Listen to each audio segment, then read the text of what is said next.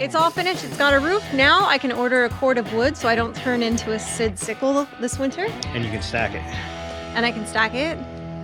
Or I can find a teenager for 20 bucks to stack it. Or I can find a teenager for 20 bucks to stack it.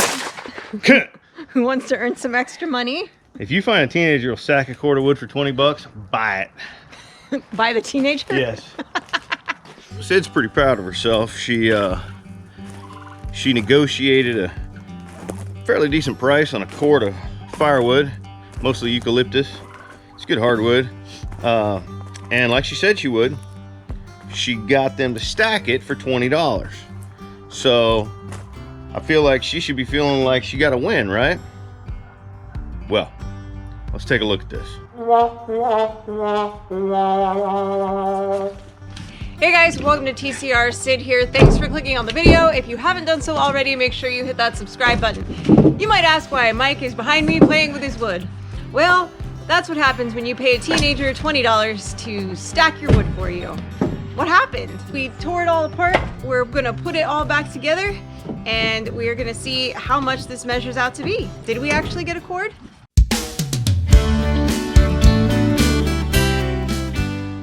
Now, I don't know about you, but this is definitely not look like a cord of wood to me. It's really difficult to tell if it's not stacked because you can't measure it. So a cord of wood is supposed to be 128 cubic feet. And when it's just thrown loosely in a pile like that, there's no way to measure the cubic feet. When you stack it up, you can measure the length, height, and depth of the stack or stacks and know how much you got. For those of you who think that, oh, you know, this is a teaching moment, right? I could teach Sid to do a better job of supervising her vendors, watching them stack it, making sure that she got what she paid for by having her come out here and restack this wood.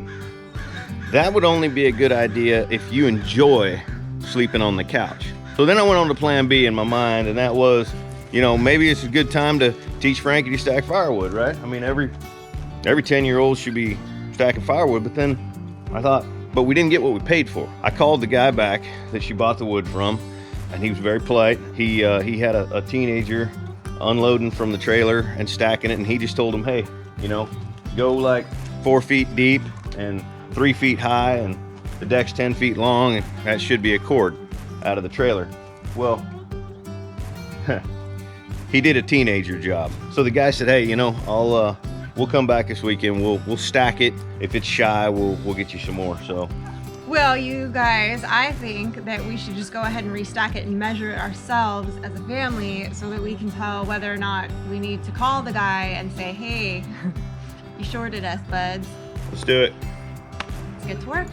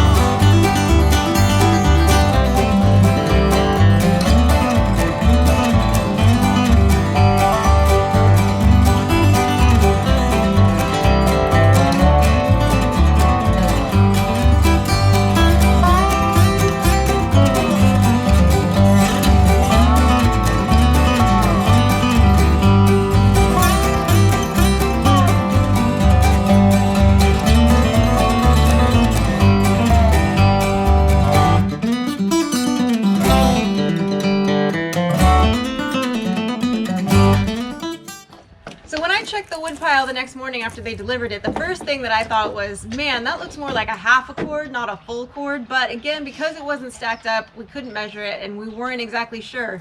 But now we've stacked it. Now it's stacked. And Mike's gonna double check and do some Time to math. measure. Redneck math. Here we go. I know I built this deck 10 feet long, and we actually lost 2 inches on each end, so it's 4 inches shy of 10 feet. That's what she said. But I'm gonna call it 10, okay? So double stacked stack here comes out to 2.5. 2.5 is right there, and that's pretty consistent. So 10 times 2.5 is 25.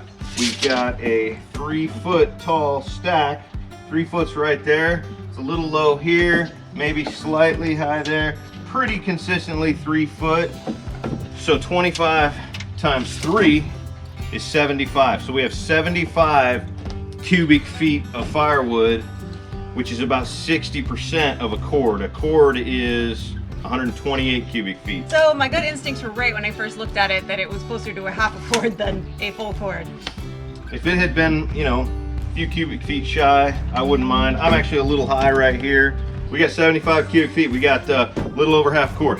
Time to make a phone call, people. Like my wood? Oh my God. It's stacked. Well, so now that we know for sure that we are short of the wood, we are going to get a hold of that guy and get him to deliver some more. Delivered and stacked. And stack it.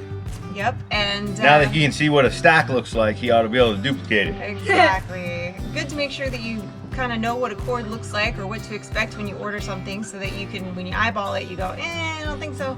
Unfortunately, I wasn't home while they finished delivering it. I had to leave, so I didn't get to see the final results till the next morning, and it was like, oh, it's shy by a lot.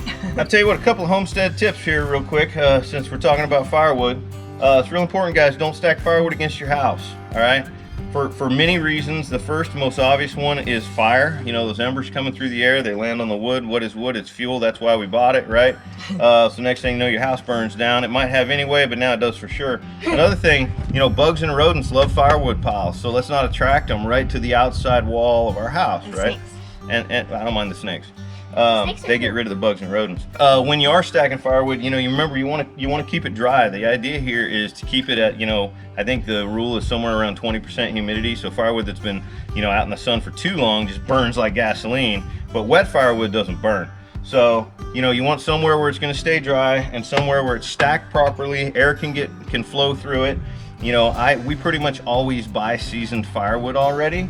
If we were seasoning this wood ourselves out here, I would actually stack it the other way so that my logs were facing this way. And the reason for that is east to west, that's the most airflow through there. So if you want to nerd out on it, you know, look into that before you start stacking firewood. But a nice tight stack is the only way that you're going to measure wood.